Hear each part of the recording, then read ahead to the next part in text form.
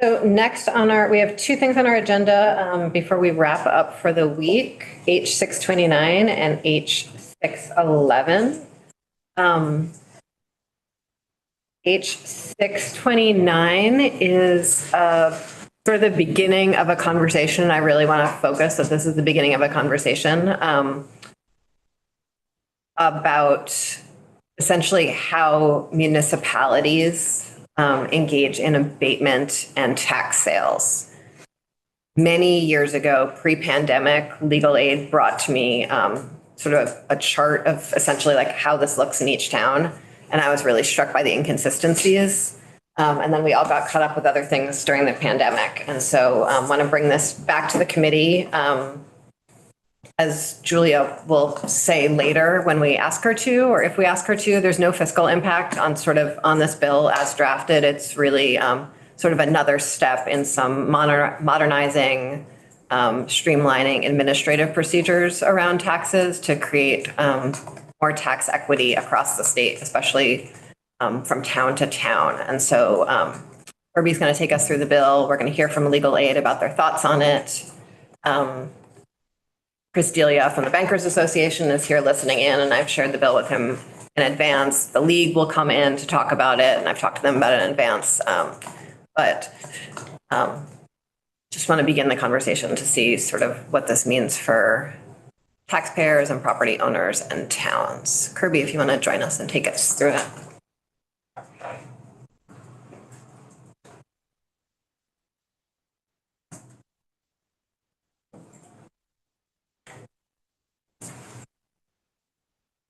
Hello, everyone. Good morning.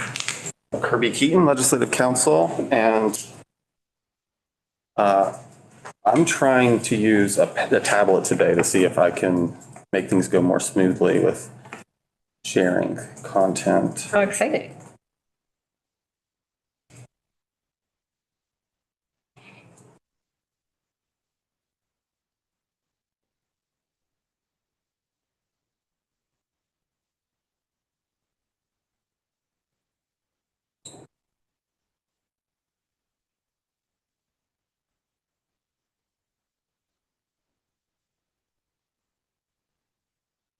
Sorsha. Yes. Yeah. Do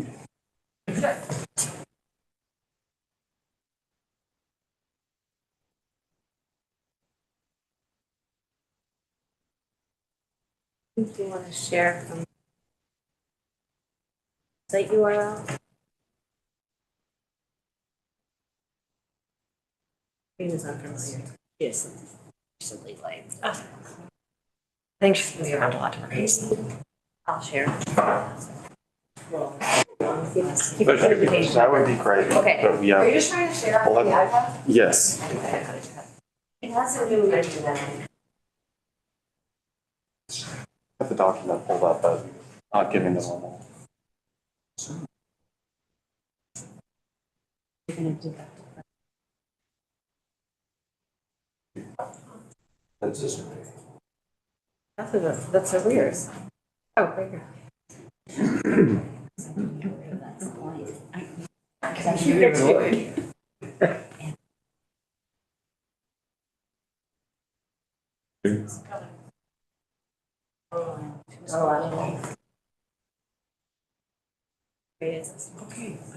Stop it. What's happening? I don't know. So. Okay. We'll, share it. yeah, and unfortunately, I can Okay. sort this out later. Should have known that would happen. So. If you could just give like a very brief overview and then really take us through section by section. You want a brief overview of the section by section? Overview of the whole thing and then take us section by section. Okay, great. Good. Thank you. So a brief overview of the entire thing is the bill has two major sections to it. One has to do with the tax abatement process at the municipal level, and the other has to do with tax sales. And give you a little bit of background on each of those things. Municipalities have the ability in Vermont to abate taxes. There's a board of abatement in each municipality. We discussed this yesterday with H 541. And so the bill makes some changes to that process. And then for tax sales, under Vermont law, a municipality can choose to initiate a tax sale for anyone who's delinquent on taxes owed to the municipality.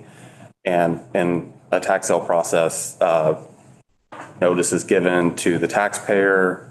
They have a short window in which they can pay overdue taxes. And if not, a process begins where the property is sold at auction. The new purchaser has to wait a year before the deed is transferred. And during that year, there's what's called a redemption period where the previous owner can pay the taxes back along with fees and interest and anything else that's owed the municipality for it. And if they do that, they can stop the deed transfer and then they can redeem the property back their own ownership. So that's the broad overview of the process for those two things. Now, unless there's any questions, I can jump into the sections. Okay. So we're going to start, the first 2 pages of the bill are for context about municipal tax abatement. So the committee can see more details about the process, but the changes themselves start on page 3.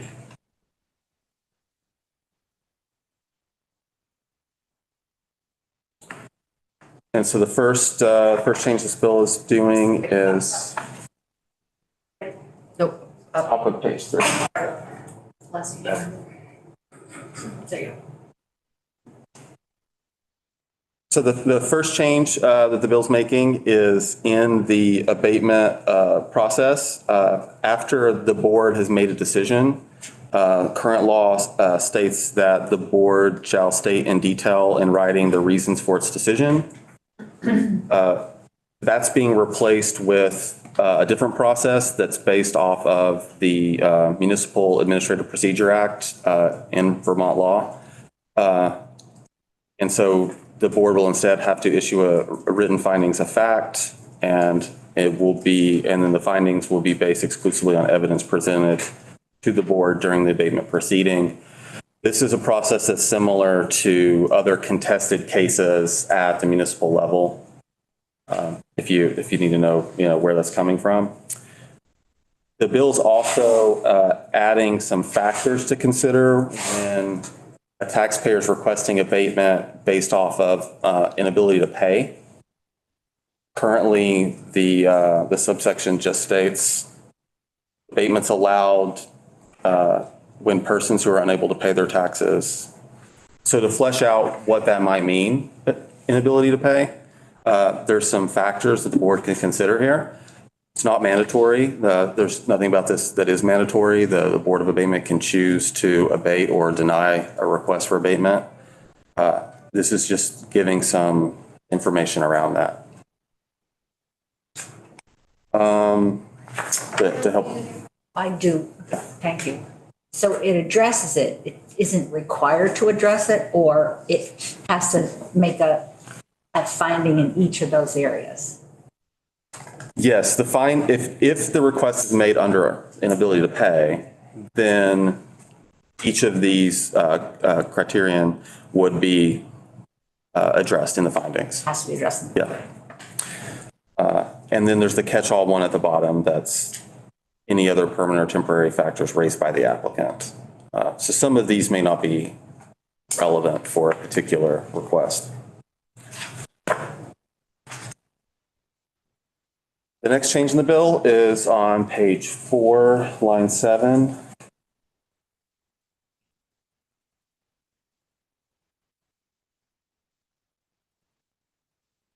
Where, again, this is the same section that covers abatement, municipal abatement. And so a subsection is being added to require notice to taxpayers of their right to request abatement whenever any kind of taxes or charges or fees or interest are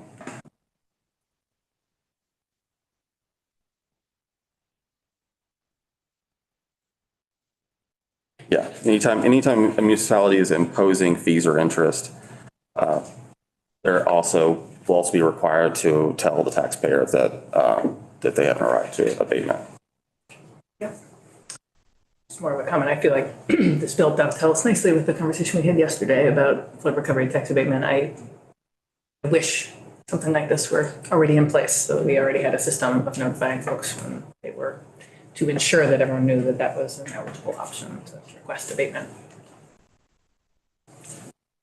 So the next change in the bill is line C on page 5.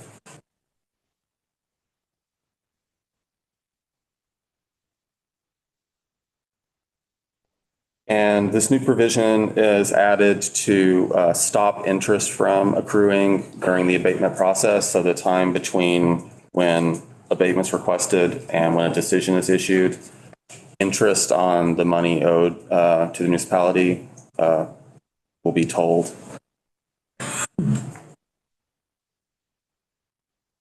And then we have another change. So that's it for the abatement parts of the bill. And so the next changes go into the tax sale process. So at the bottom of page 3 at line 17, we've got, so as I mentioned before, there's no thresholds or rules currently in law around when a tax sale can be done. So the first change here is to establish some thresholds before a municipality can initiate a tax sale. So the only requirement currently is that there's a delinquent taxpayer. If you're delinquent, then a tax sale could happen. So this is adding 2 thresholds, 2 requirements before a tax sale process can start. The first is that taxes have to be delinquent for a period longer than 2 years. And the other is that more than $15,000 taxes have to be overdue. And it's written as exclusive of interest and fees. So that's $15,000 in taxes. Yeah, Representative. How were those periods determined? Is it like that's kind of the average, or people all over the map? The 2 years and the dollars. Yeah. It was what sort of felt reasonable based on a recommendation from legal aid. But all of those, like all of the numbers in here are, I mean, not everything in a bill is always subject to change, but I just, Placeholder. I'll tell you, I don't feel particularly attached to any of it. It's all designed to create more equity, but I don't think there's a magic number on equity. Yeah. What about abandoned property? How does that fit into this? That's a good question. Do you mean abandoned property where the owner's unknown or whether they're just unavailable? Gone. Yeah. There could be a tax sale and the municipality has to make attempts to reach the person. There is actually a change in here that would affect that scenario. I'll wait till we get to there. Yeah. I mean, I can jump to it now. It's okay. Don't jump around. Don't jump in the first round. Jumping in the first round, we'll never find our way back. I'm not excited to jump around. We thrive in linear. Let's keep it linear, and we'll go to the next thing, which is right at the same page, which is another provision that's being added that at the time that a tax sale is initiated, before that can happen, the municipality has to offer a reasonable payment plan to the delinquent taxpayer. And later on in the bill, but we're not going to jump to it, we'll go over what that would entail. But so there's some information later. But this part here is just to say that has to happen before the tax sale can be initiated. The next change is at the bottom of page 6, lines 18 and 19.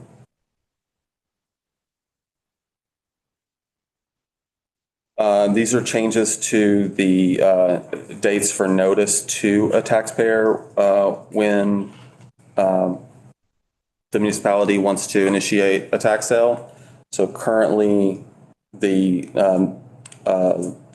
days are 10 days prior to the sale if the person's a resident, 20 days prior to the sale if they're a non-resident.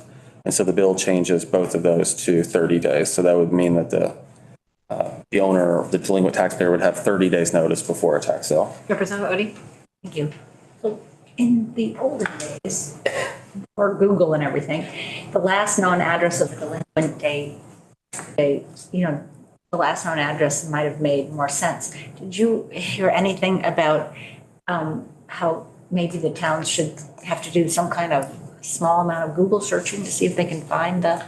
That might be a good question for legal aid, or just as we continue to debate the bill. I know that's a conversation that the Commerce Committee has had a lot of conversations about in other contexts. Oh, okay. But it's a great question. So the way this process works is that the municipality must first try to send certified mail. And if that comes back unclaimed, then current law allows the municipality to either rescind the notice by first class mail or provide personal service, which means having a person hand the notice to taxpayer. And so this bill is removing the option of using first class mail once that certified letter comes back. And I think that this personal service that's what I was saying, would go to an instance where something's abandoned because the bill is requiring personal service where that person would need to be found. Yes. So if their last known address is Texas, I mean, we gotta send somebody to Texas to personally try and deliver it to them? It's based off of off the Vermont rules for civil procedure. And so like what would happen with like notice of a lawsuit. Maybe others can speak to, I don't have any experience doing that myself, but it's a process that's used, and probably, there's probably people who've been served to go to Vermont court who were in Texas, and it's done. I'm assuming that someone's hired locally to provide service. That's expensive.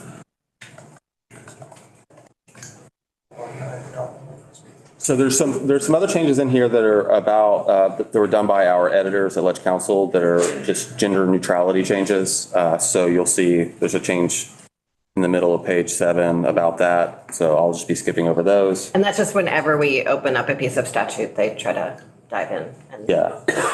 Stuff. Yeah, our editors just do that automatically. They don't ask me or anything. They just say, change that. I actually have to review them, and there were some here where avoid using the word commissioner 7 times in a row. I did change it around a little bit, but anyway, it's for gender neutral language. So the next substantive change though is line 12 of page 7. This is, so a municipality has to, under current law, has to post notice in a public place when there's going to be a tax sale. And this adds to that requirement that the Vermont Housing and Conservation Board and a local organization that offers affordable housing services also be notified at the same time that public notice is done. The second part of it about the local organization, that to give you just an idea of what that means, it would be something like Downstreet, an organization like that, and that operates in that region. And then the next change is adding this subdivision 6 below that, which is a warning in the notices that gives details to the delinquent taxpayer about what's happening, what they can do to remedy it, who they can reach out to for more information. And it also states that that warning has to be in the 5 most common languages used in this state. Maybe this is too in the weeds, but I feel like we had this conversation about something else last year about like sort of, there's like the value of putting a specific language in there because it's consistent, but then also we like lock agencies into specific language, which may need to be revised over time. I'm just curious. Yeah, it's always a tension. We can keep on talking about it. Yeah. May I also? Yeah. I'm wondering if it makes sense to change the 5 most common languages in the state to maybe to the county, imagining that folks that are in Chittenden County might have different diversity than, say, Washington County or Brattleboro. We can find out if that's true. Yeah. Sure, yeah. So the next change in the bill is on line 8 of page 8. This is when we talked earlier about the reasonable payment plan option the municipality has to attempt before doing a tax sale. This is the information laying out how that procedure will work.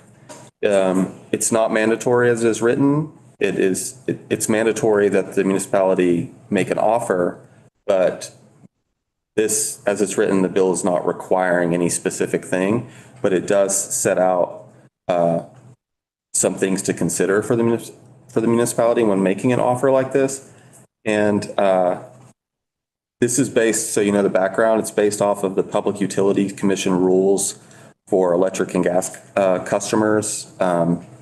These payment plans are done in that context to avoid disconnection for people who are late and making payments.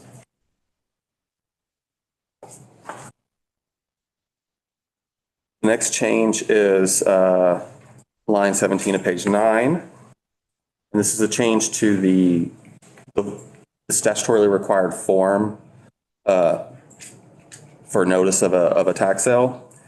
And it's adding a provision that, and this is something we'll be talking about again a little later in the bill, but of the redemption period, so that the taxpayer who's possibly going to have their property sold at a tax sale has information at the beginning of that process that there's a redemption period and that they may later be able to still redeem. There's an error here, which is entirely my fault. I was supposed to write 3 years here for the redemption period. It says 5 in this, but I just want to flag that as that this should be 3, and that's entirely on me. And there's another place where I accidentally wrote 5. I should have wrote 3. Is it currently 1 year? It's currently 1 year, yes. And legal aid can share with us what other states do and how many years other states use. So said another way, though, if I purchase a piece of property in a tax sale, I'm in limbo then for 3 years. The deed would not, specifically, the deed would not transfer to your name until the 3 years has passed and the delinquent taxpayer did not pay the municipality to redeem. Yeah. I like that question. I'm just wondering, what kind of who would purchase with such a risk? And who would then make improvements to the property? It's a rental property. They make improvements to the tenant because they might lose the property. So I'm wondering about that length of time also. I mean, I think it's something we're going to learn about, yes, and yeah. And then they take that risk now for 1 year. Yeah. They don't make any improvements to the property. They wait to see if the person's going to redeem. For 3 years.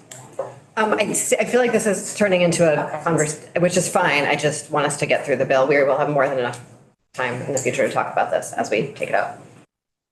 But I was I personally did not know about this redemption period at all until I started looking into this. And I was like, oh, well, if people are willing to do a year, maybe they're willing to do longer. I don't really know. So. The next change is on page 10, line 6. There's also some gender neutral language change there, but the substantive change is the change of the redemption period from 1 year to 3 years. And that is, got my numbers correct that time at least. So that is correct. And then, so we're in Kirby's defense, he inherited this bill half drafted from Abby and picked it up really, really fast and got it out in time. And so I appreciate you taking. It's probably not, it's not going to be because I joined Ledge Council very late in the process. So it's not going to be this is not going to be the only bill you see where I have to admit that I did not have time and that I missed stuff. So, but I will make sure that I will flag those things when I know that they need to be changed. So did we have a question about the redemption or, okay. So the next change is so we're in the redemption statute, this section of law about that. And so currently under current law, interest still accrues during that redemption period. So for the delinquent taxpayer, To redeem, they'll need to pay back the municipality for what's owed, but interest will also accrue during that period. So the debt does grow. Currently, it grows at 1% per month. This bill is changing that, and it's changing it to an annual rate that's based on the what's called the 5-year Treasury constant maturity, which is published by the Federal Reserve.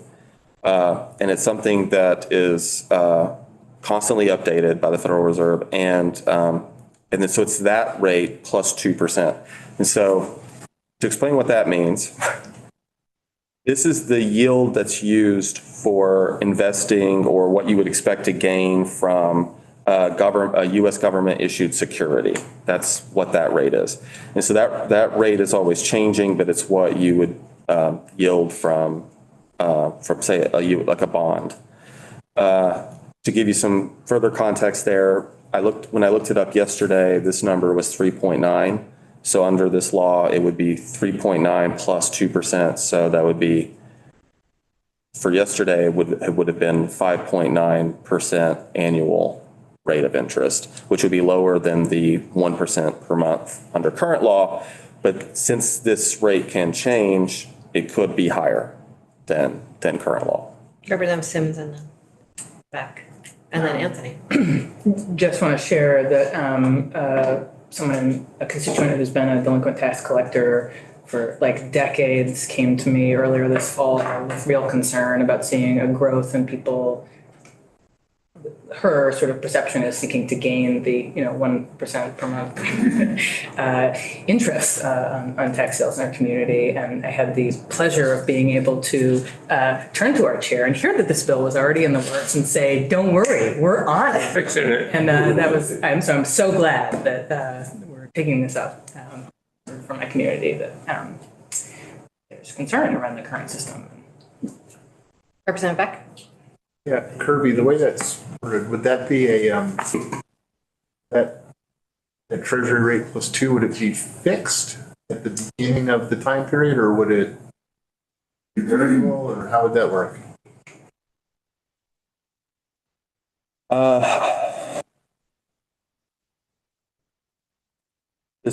Okay, so. I'm not sure exactly what constant maturity means either, so. No, it's a question I've had, and I'm not recalling where I landed on that when I read it the first time. That's a good question for legal aid. I think it's the best way to resolve that one. I agree that for predictability and for the town to have to recalculate that weekly would be onerous. And so I'd pick a date and say whatever the annual rate is at that date, plus 2, is the rate for the year, the upcoming year, whatever that is. And that's a policy issue, not a clarification. It just. Yeah, so I mean, this calculation. For calculability. It's used for calculating the redemption amount, as in, what's going to have to be paid. When exactly that occurs, I think legal aid can provide a lot better detail than I can about that. So the next change is the top of page 11. And the choice of the five-year treasury might be a fun, at least for me, opportunity to have Joyce come back in and talk about the choices between sort of inflators and how we peg different choices to different things like that. Because I think she's actually updated her thinking since last she gave us a presentation on the thrill of different inflators. Representative Mattos, you look so excited at that idea. No, I'm just. Okay. So our next change is at the top of page 11. This is the other spot where I wrote a 5 when I should have written a 3. So during the 3-year redemption period, the tax collector shall.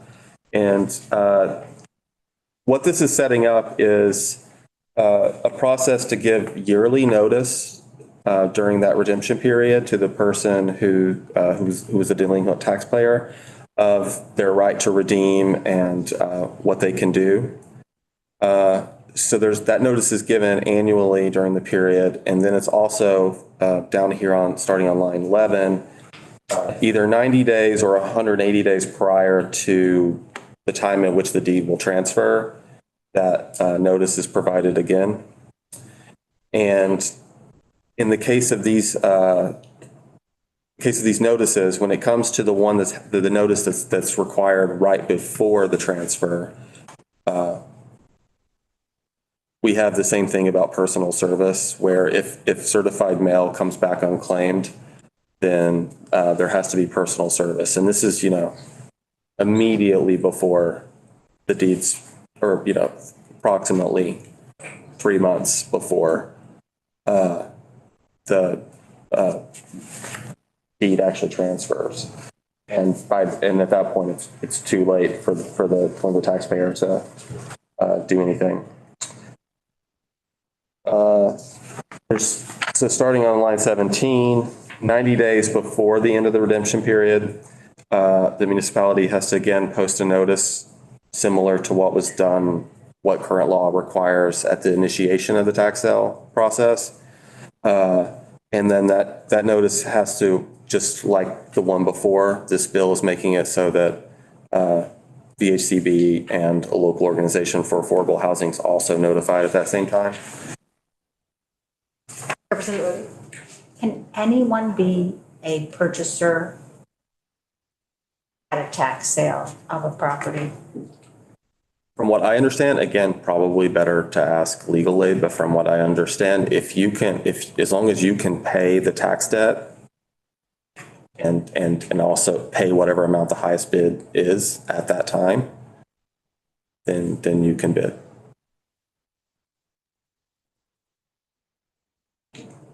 Representative Taylor? Just another overview question. When the sale is made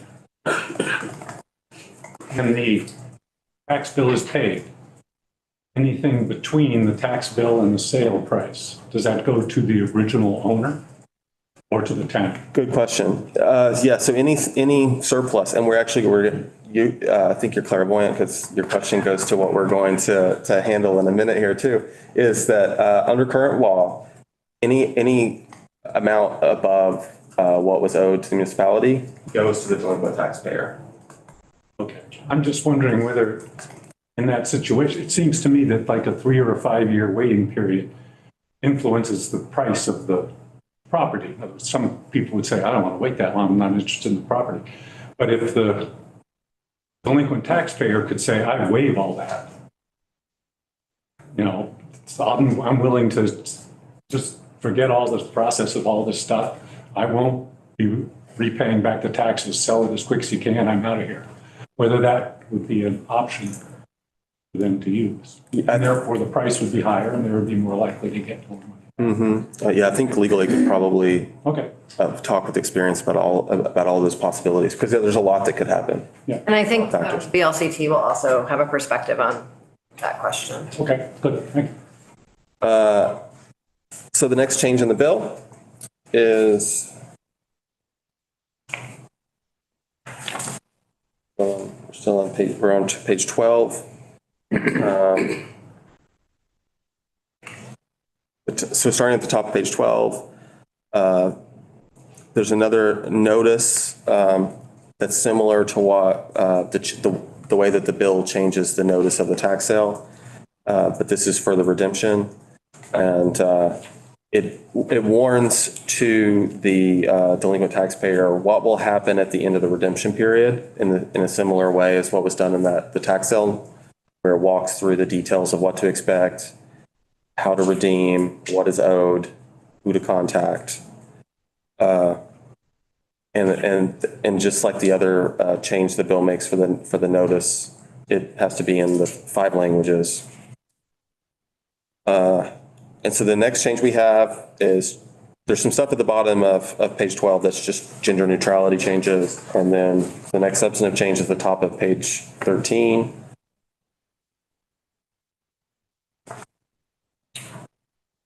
And this goes to the surplus value that was mentioned.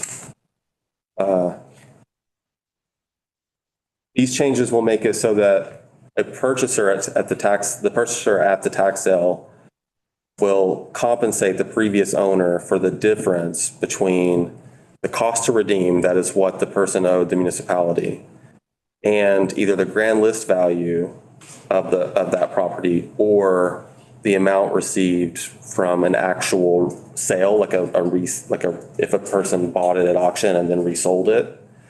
In that case, it would be the difference between what was owed to the municipality and whatever it was sold for. And then minus $500 that the purchaser keeps at least $500.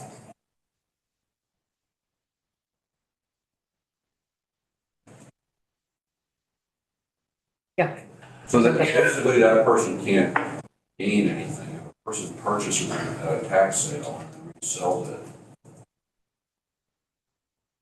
Wait, during the redemption period? No, During this is after. that? So they can't, that money has to go to the original owner? That difference in value? As the bill is drafted, that's not the current law. That's not right. But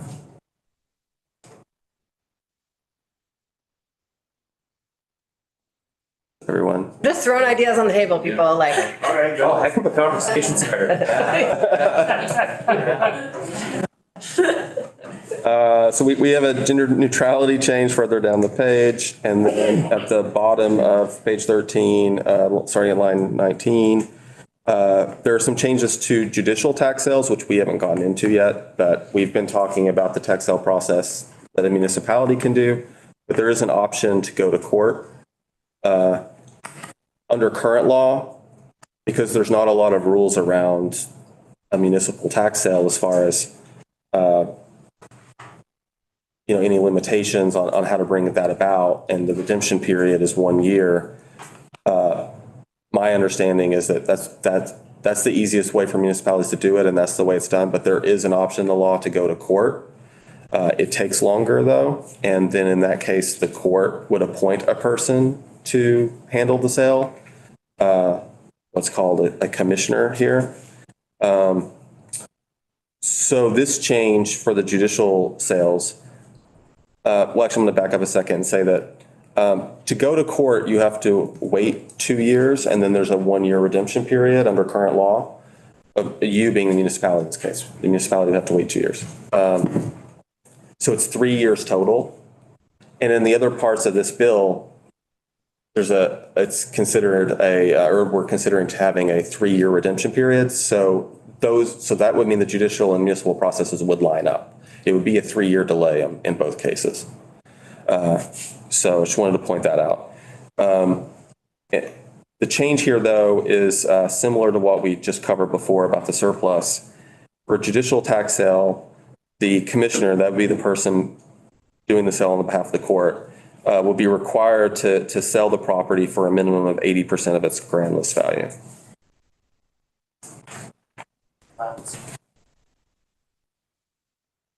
Yeah, sorry. What happens if it's not worth a minimum of 80% of the grant? Really good question. I mean, It's a great question. you would have the court involved. They could, yeah.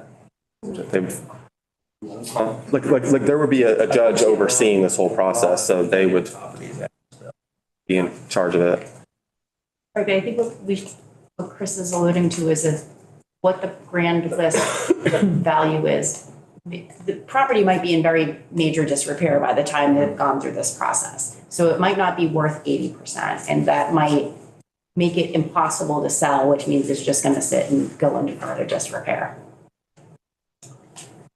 That wasn't really a question, sorry. It was not a question. We're going to finish the bill. So all that's left are some, Participating so actively, I really do. I don't mean to shut it down. well, there's nothing of substance left. Great. Thank you. Very much appreciate that. Julia is on the agenda. She's not joining us. I'm going to testify on behalf of Julia and tell you that there is no fiscal impact on this bill, and she is happy to come in and say that out loud to everyone at some future point. But she's somewhere else, and I told her it wasn't worth running up and down the stairs. Cool. Yes. And with that, we will go to Grace. Thank you. How do you pronounce Pasden? Is that how you pronounce your last name? Yes, very well Okay. done. Welcome. Thank you for joining us. Thank you so much for having me. I am Grace Pasden, and I'm currently the director of our homeowner legal assistance project at Vermont Legal Aid. For the last 15 years, I have primarily focused on housing and consumer law here at Vermont Legal Aid. And I'm here today on behalf of Vermont Legal Aid to strongly support the provisions in this bill, because low-income Vermonters in particular are unnecessarily losing their homes and the equity they've built over the years in the tax sale process, often for exceedingly small amounts of tax debt. And what we found in our experience is that the tax sales disproportionately impact elderly, disabled, and other vulnerable low-income homeowners who don't have mortgages either because they've paid them off over many years or inherited their property and therefore can't escrow their taxes.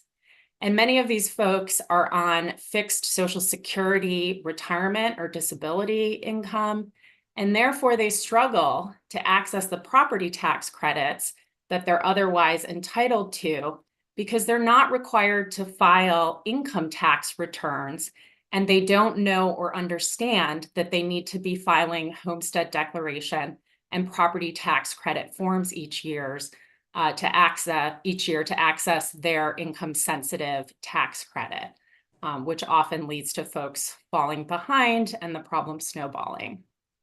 Now, to get a better understanding of the scope of this problem, back in 2021, Vermont Legal Aid sent out a public records request to every municipality across the state, asking for their tax sale records for the years 2019 and 2020. And I believe you have posted to the documents related to this bill sort of a summary of the data that we collected from that survey of towns.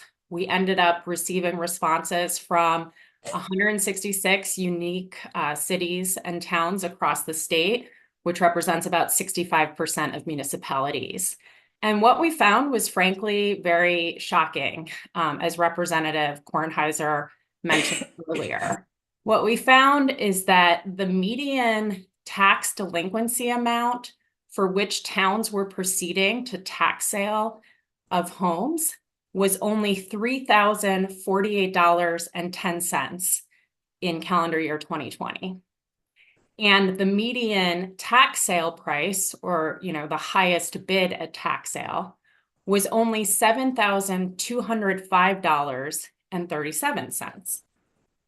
Contrast that with what VHFA reported as the median home sale price for homes sold in the private market in 2020, which was $255,000.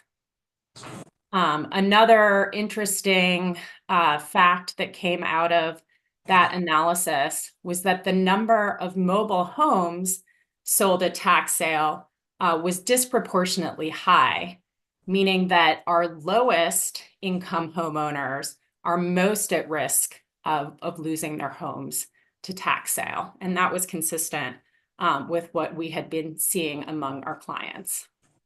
So in order to understand the importance and frankly, the necessity of this bill, I think it's important for us first to understand how the tax sale process actually works in practice today under the current laws. So what I'll do is I'll start with a hypothetical using the actual numbers that I just quoted to give you sort of a pretty typical example of what we might see in our cases. So Henry is a retired individual and finally paid off his mortgage after 30 years. And his home is his only asset. Its fair market value is currently around $255,000. His only income is $1,200 a month of Social Security retirement benefits. And because he's not required to file income taxes, he doesn't file his homestead or property tax credit forms. And as a result of not getting his annual property tax credit, he falls behind on property taxes. His debt gets up to $3,048 of past due taxes, and the town decides to go ahead and sell the property at tax sale. He receives notice by certified mail 2 weeks before the sale date, but he simply can't come up with that lump sum in time to pay and avoid the sale. At the tax sale, the town starts the bidding at $3,048, which is the amount of the debt owed. And Sam Speculator LLC is the highest bidder with a bid of $7,205. Henry's given 1 year to redeem his home by paying the $7,205 plus 12% statutory interest. On his meager Social Security retirement income, Henry can't come up with the funds to redeem. And exactly 1 year after the tax sale, the tax collector transfers the deed to Henry's home to Sam Speculator LLC. The town collects its past due taxes out of the sale proceeds, and Henry gets the surplus bid amount of $4,157. Sam Speculator LLC gets a property worth $255,000 for only $7,205, or less than 3% of the property's total value. Meanwhile, Henry has lost his home and $247,795 of equity because of a $3,000 tax debt he was unable to pay. So in recent years, we have been fortunate in that there has been an influx of federal COVID assistance that has come into the state that by and large our clients have been able to access to avoid these dire consequences of tax sale and pay off their past due tax debts. We are concerned, however, now that that program, the Vermont Homeowner Assistance Program, is offline, that there's going to be a large surge in tax sales in the midst of a historic affordable housing and homelessness crisis in the state. The proposed amendments that you have before you in sections 3 through 5 of the bill are aimed at ensuring that towns can collect the taxes that they need to do town business, which we very strongly favor, without resorting to the draconian measure of taking someone's home via tax sale. And I'm happy to go through, starting in section 3, all of the ways that this bill helps prevent those draconian consequences while still allowing towns to collect the taxes that they need. So beginning in section 3. Excuse me, before you go through section by section, one other thing you shared with me previously was the inconsistencies from town to town, how some towns were doing quite a bit of this and some towns weren't. Can you share more about that with us? Absolutely. And I think that is somewhat reflected on that fact sheet that I sent over. But yes, I believe we found that there were 112 municipalities that responded to us that they had not conducted any tax sales in years 2019 or 2020. And as part of that survey, some town clerks and tax collectors voluntarily shared, I've been in town government for 20 years and I've never seen a tax sale in our town. Whereas there are other towns that every year will, like clockwork, once a year, put up all of the properties where there are any delinquent taxes owed up for tax sale. And I believe the lowest amount that we saw a tax sale conducted over in 2019 and 2020 was $180. Can you say that one more time? I'm sorry. It was $180 was the lowest tax debt amount to which a town proceeded to tax sale. Thank you. And there were multiple tax sales conducted for debts under $1,000. And as I mentioned earlier, the median amount is somewhere around $3,000. But yes, there's a lot of inconsistency across towns. Some very regularly use this as a means of collecting taxes, whereas some almost never use this and use other methods of collection. Thank you. So specifically going through how these provisions can help prevent these serious consequences. Starting in section 3, the bill would set a reasonable threshold of 2 years of delinquency and at least $15,000 of tax debt before a town could turn to the tax sale process as a means of collection. And there are other jurisdictions out there that set these kinds of thresholds.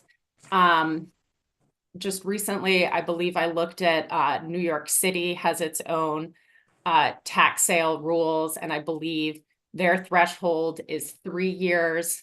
I believe some jurisdictions set a percentage of the assessed value as the threshold, but we thought that was somewhat a regressive way of doing things, because what it would mean is higher value homes could be further behind on taxes before their properties would go up for tax sale. And frankly, we landed on $15,000, and this is, certainly a policy decision for this committee to make. But we landed on this figure because currently home values in Vermont are on average above $300,000. I believe VHFA for 2023 reported that it was somewhere in the range of $315,000. So $15,000 is about 5% of the sort of median value of homes in the state of Vermont. Thank you. The bill would also require a reasonable repayment plan be offered before a town could proceed to tax sale. And that's particularly important for people like our friend Henry in the example that I gave, who is on a fixed income. And it's going to be exceedingly difficult for someone like that to come up with a lump sum. But perhaps Henry could pay $3,000 of debt if it were spread over 2 years in monthly installments. And that's giving an opportunity both for the debt to be paid and for the town to collect the taxes that they need to do their work, while also making it more likely that the taxpayer will be able to keep up. Representative Odie? Thank you. I wonder whether there could be an obligation for the town clerk to help the taxpayer to get their property tax credit, or if not the town clerk, then somebody in the state, like the taxpayer advocate, somebody would automatically get notice that this person needs to have help.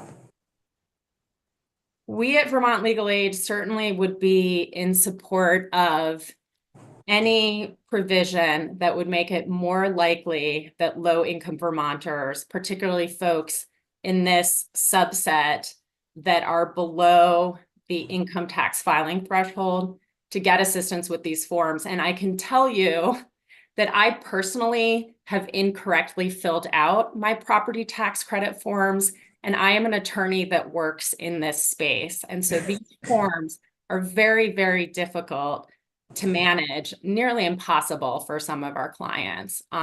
So I don't have a specific proposal around that, but we would certainly support something like that. I would, maybe you could think about a proposal that gets the taxpayer advocate involved. Absolutely. I see 3 hands up. I want to make sure that we have time for Ms. Pasden to go through her thinking on the whole thing. So let's stick to questions rather than ideas for now, and then we can get to ideas after. Does that work for folks? Yeah.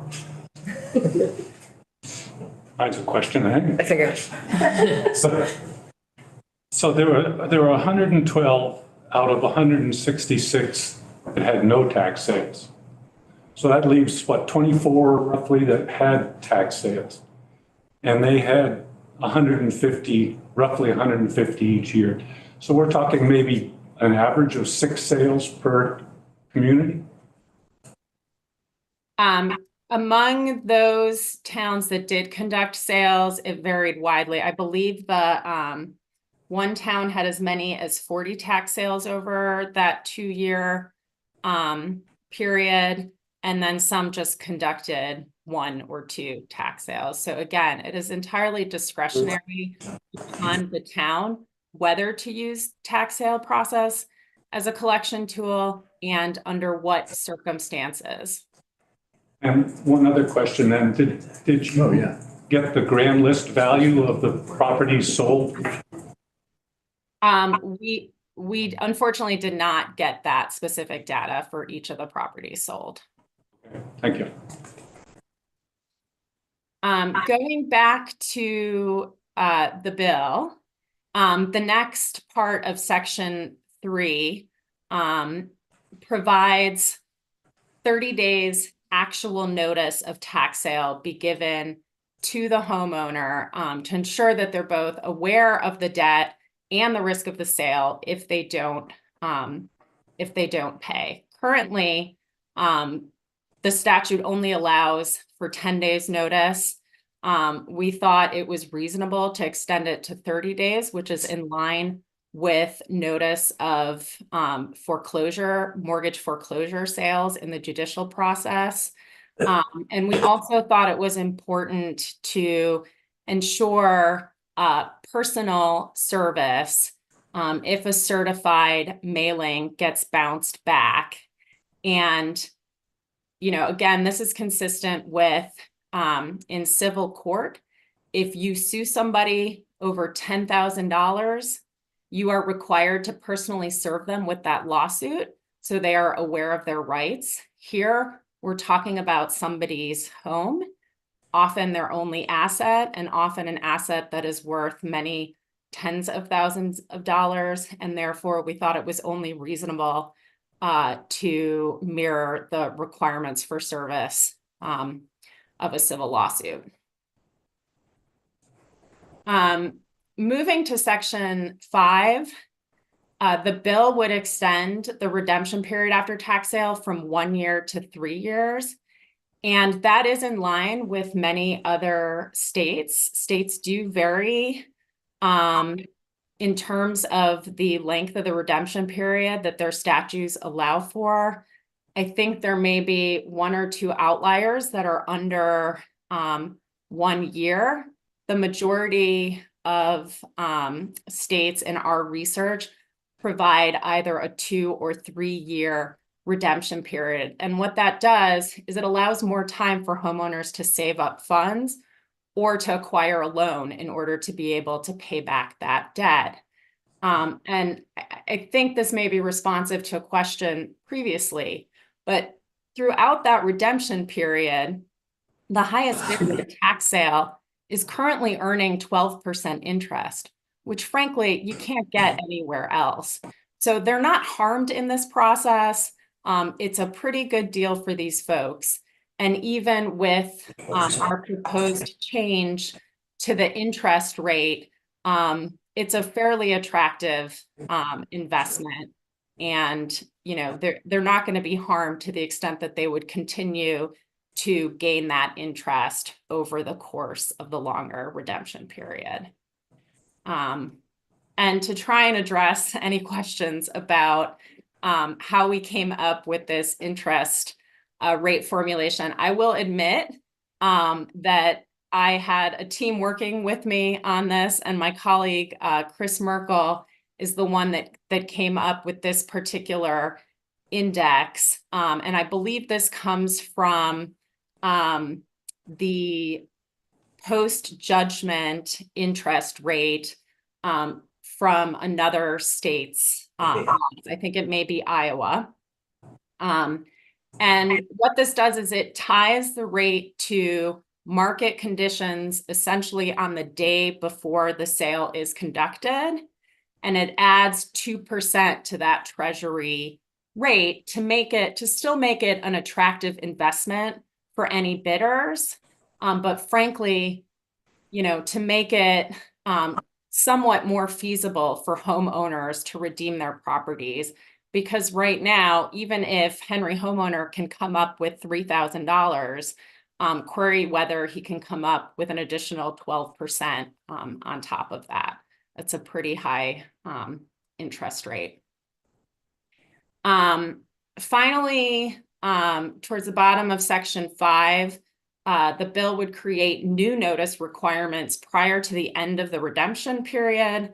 which would alert homeowners to the amount that they need to pay to redeem and the date on which they will lose their property rights if they don't act. From our perspective, more notice is better, and currently under our laws, the only notice that is required is the one before tax sale, and then there's no notice that has to be given even before someone's property deed is transferred out from under them. So we believe these common sense measures strike a fair balance that will largely result in towns being able to collect the property taxes that they need without Vermonters losing their homes in the process. And in hopefully that minority of cases where tax sales proceed and the homeowner does ultimately lose their home, we feel it's only fair that the homeowner at a minimum gets the equity from their home after the town is paid and the purchaser makes their statutory interest on the deal. As we saw in my hypothetical under the current law, homeowners are only entitled to that small surplus bid amount after the redemption period ends. And bids are typically only a tiny fraction of the fair market value of the home or even the assessed value of the home, which in the current market tends to be less than market value. Representative Taylor, you had a... Oh, this may be a question for the League of Cities, but I can ask it now also. Who decides that there is going to be a tax sale? Is that the town clerk or the Board of Civil Authority, or how is that decision made? I assume that it's the tax collector's decision, but that may be a better question for the league. Okay. So both under the United States and Vermont constitutions, when private property is taken by a government entity for a public purpose, such as tax collection, there's a requirement that they have to give just compensation to the property owner. Recently, the United States Supreme Court, in a case called Tyler v. Hennepin, held that this takings principle applies to property tax sales, which has led other jurisdictions around the country to proactively evaluate their own property tax sale laws to ensure that their process justly compensates homeowners. In fact, the proposed amendments that you see in Section 6 of this bill closely track such legislation that was recently enacted in Nebraska to address this very issue. And essentially, what the amendments in Section 6 do is ensure that if a homeowner loses their home to a tax sale, at a minimum, they walk away with something close to their equity after the town gets paid its taxes and the purchaser makes both its interest and an administrative fee of $500. And again, to be very clear, the underlying purpose of our tax sale laws is to ensure that towns can collect the taxes that they need to do the business of governing. It should not be a mechanism for speculators to capitalize on the misery of Vermont homeowners and acquire homes for pennies on the dollar, which, as we saw in Henry's case, is largely what's happening. I'm only briefly going to touch on the provisions in Section 7, which is the tax lien judicial foreclosure process, only because we have never heard of a town using this process.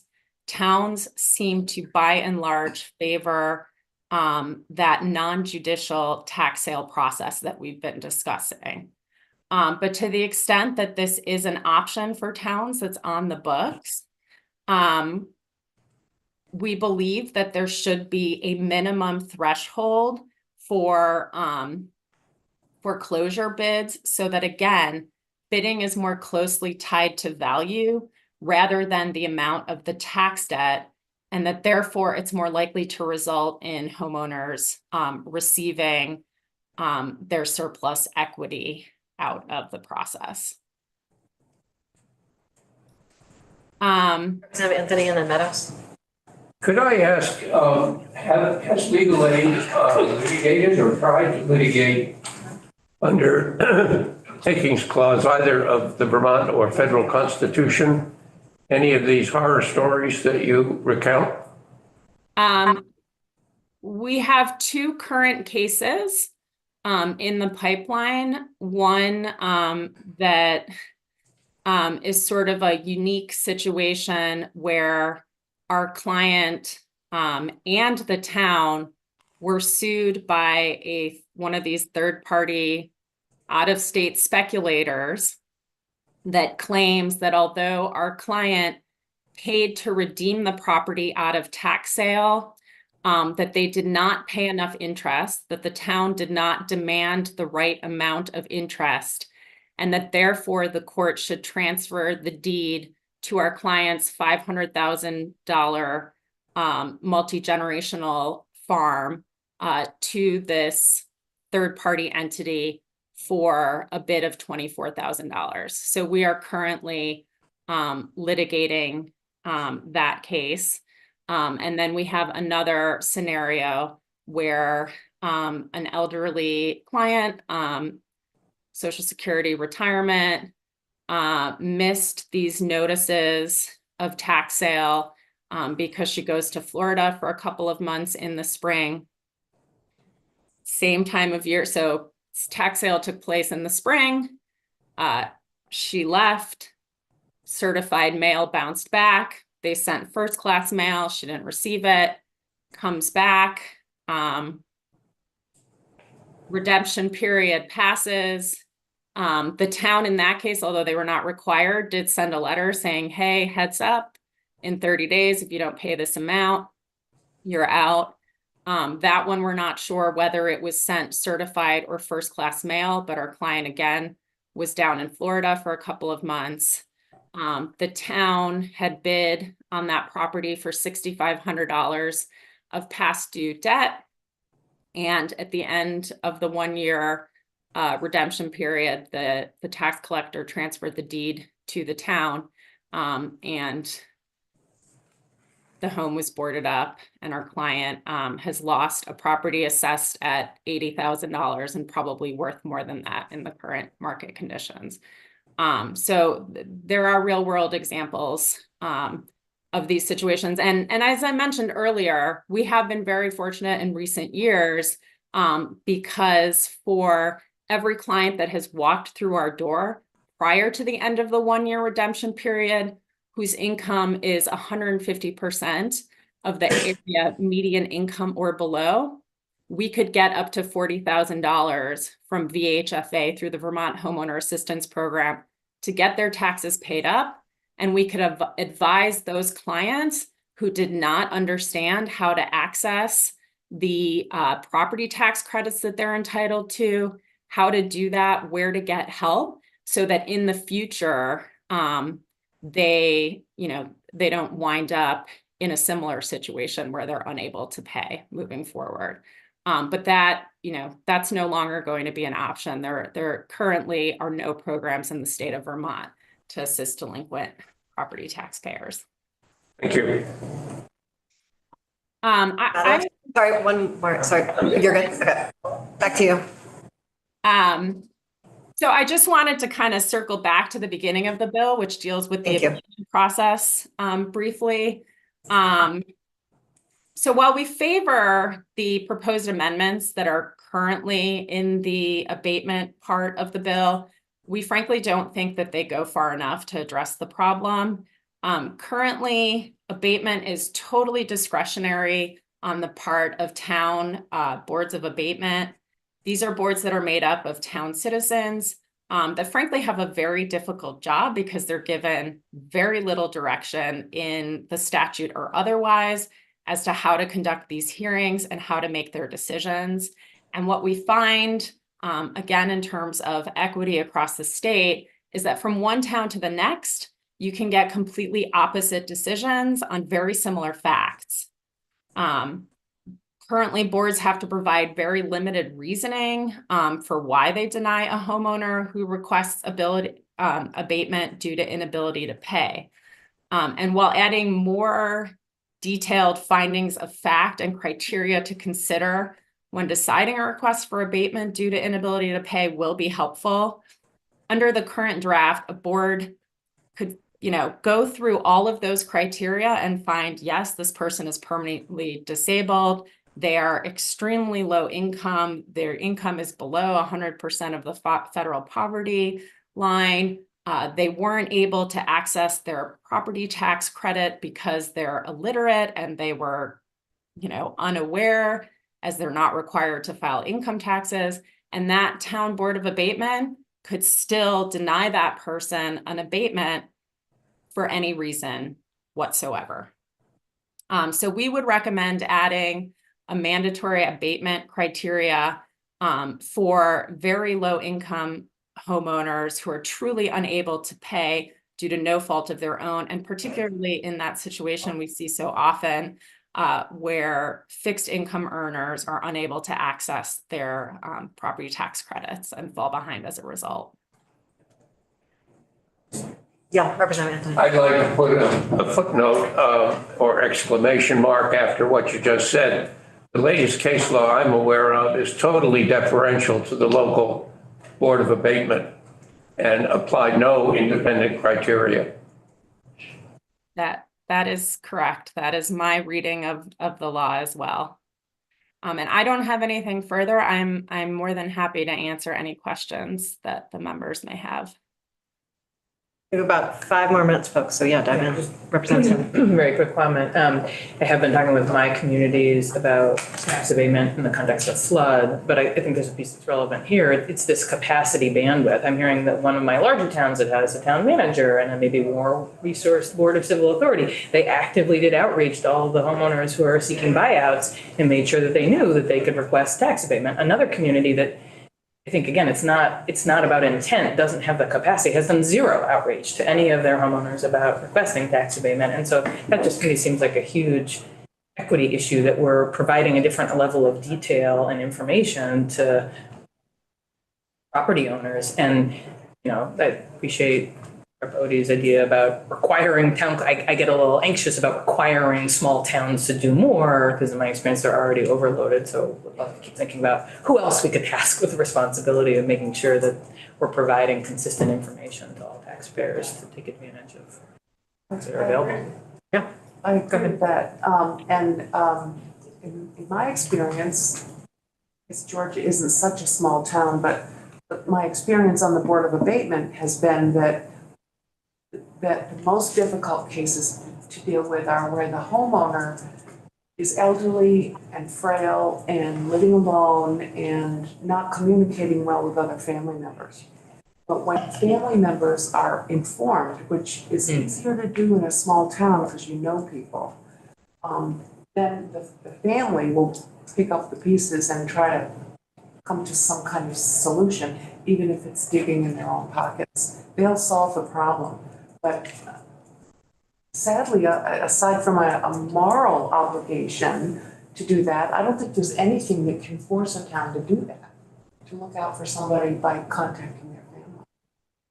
And I understand that for a clerk in a small town, adding more notice requirements, especially personal notice requirements, can both be incredibly personally awkward and they might not have time to do that. So we really, we need to think about how to make sure we're providing the capacity for notice as we require notice. Yeah. I'm thinking about this more. I'm trying to think about this, like, how do we prevent this from happening versus obviously we have to make changes to how we handle it when it does happen, but I'm thinking more about, like, could we require a notice about the homestead declaration, what it is, why you should do it? If you need help, these are your resources. And at least, cite legal aid, the resources that are available to people so that they don't end up in this difficult situation and that everyone gets a property tax bill. Mm-hmm. And, if they don't file their income taxes, that might be the one way to get to them. Representative.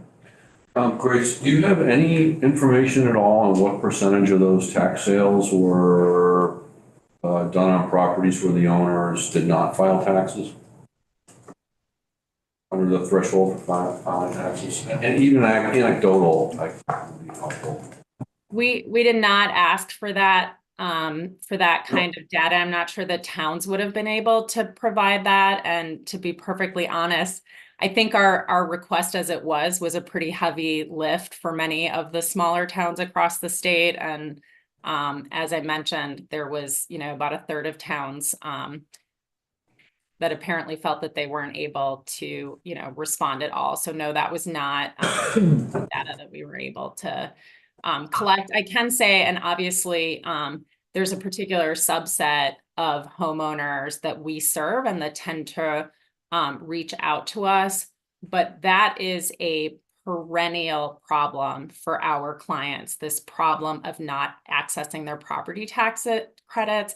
And it shows up not only in the context of tax sale, but for folks who do still have mortgages where their taxes are escrowed, it ends up snowballing often into a mortgage foreclosure problem because people's escrow payments go up because their tax bills are a lot higher than they should be because they haven't received the state tax credit to reduce their tax liability and consequently reduce their monthly escrow payment. So I can tell you that for the 15 years that I have been working with low to moderate income homeowners in the state of Vermont, this is a problem we hear over and over and over and over again from our clients, both in the mortgage foreclosure context and the property tax sale context. Is this something that you work with the community action agencies also on with their tax prep? Yes, we certainly have, and we refer our homeowners who qualify to the VITA tax preparation sites. We do sometimes have issues tracking down free tax form prep assistance outside of the tax season. So under our current law, and we did some work last session on this to extend the time frame during which folks can apply for their property tax credit. But right now there's a lot of help available during tax season, kind of February through April for folks. But folks can still apply for their credit now all the way through March of the following year.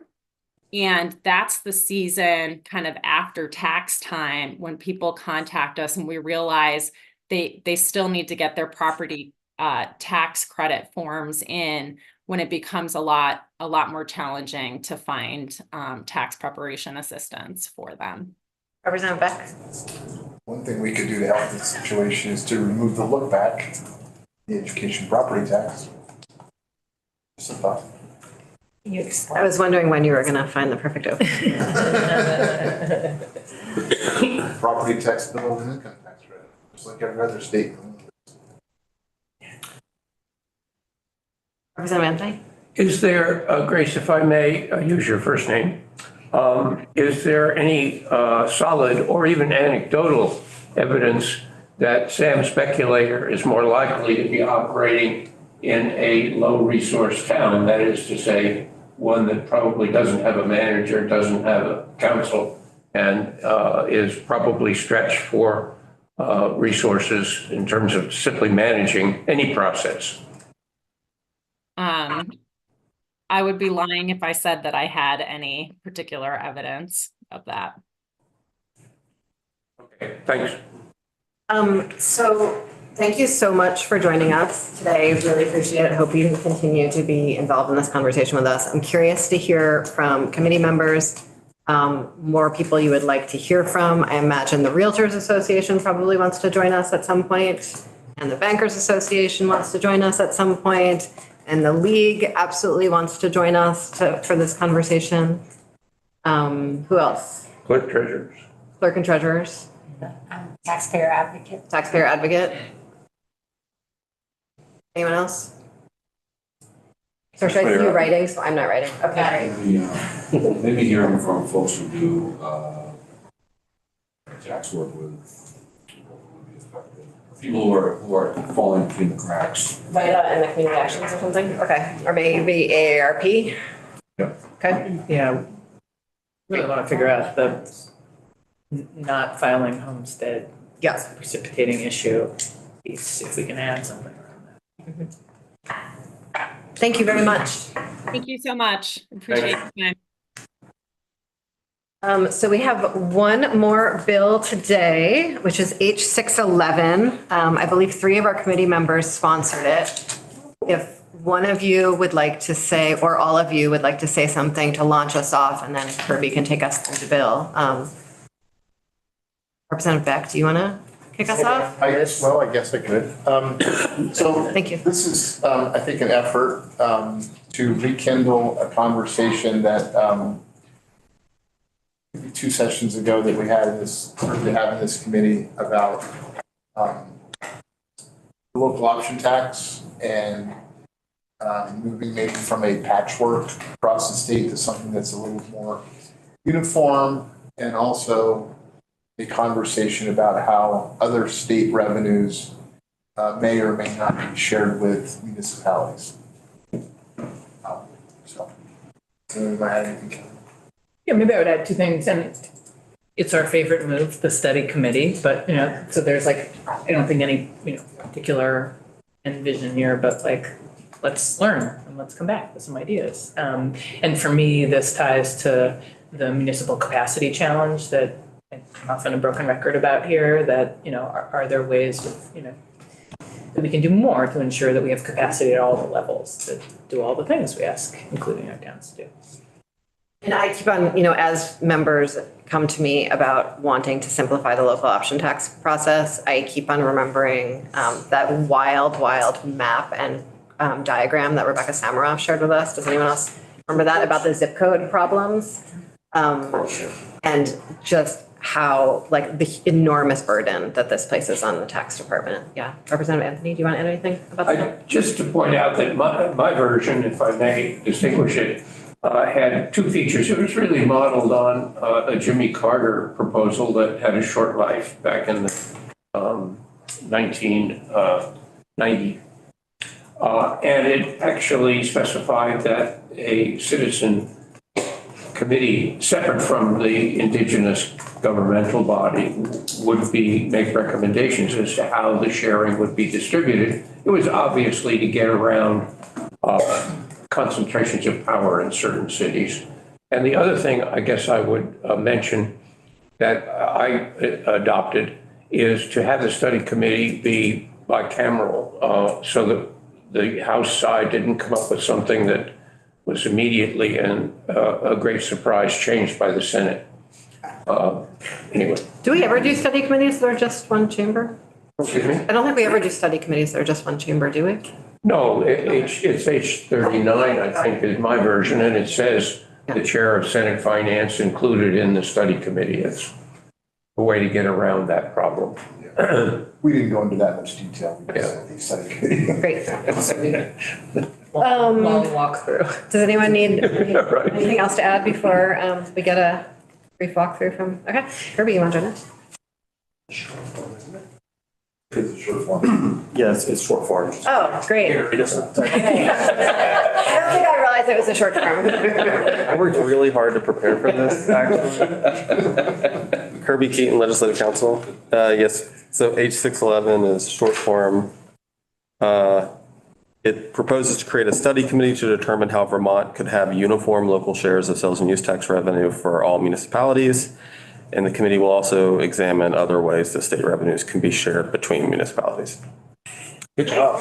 Great job. And I would really like to sort of plug this conversation into the conversation that we had yesterday about the way that municipalities access revenue from state to state. So a few states that are going to be in that report have very particular ways that they revenue share out. And so I think we're sort of halfway. This is one, what your short form and your long form do. Mine's a short. Oh, yours is also? Okay, so much short forms. So, there's sort of the question of how the money comes in, and then there's also the question of how the money comes out. And so I hear you talking about sales tax as one of the ways the money comes in. There are lots of different ways to divide how the money comes out. And I think the report from Ted gets at some of that. Thanks, Kirby, I'm sorry, I didn't realize it was a short form. Thanks for sitting there for a minute. I think we are done for the week. I'm very proud of us that we got through it. We're done with committee work for the week. Yes, we are done with committee work for the week. I personally have a lot more committee work even to do today. But we will be back here on Tuesday. We are not meeting in committee on Tuesday until 1:30 because after the floor, there is there's a training and caucuses. So it's going to be a very full morning, but not a full morning in this room. We will be here at 1:30 where we will start our second round conversation on the education fund. And we have a pretty serious list of witnesses to come in and really delve into essentially where do we think the money is going, why are district budgets coming in, where they're coming in, and maybe beginning to think about what we can do about that.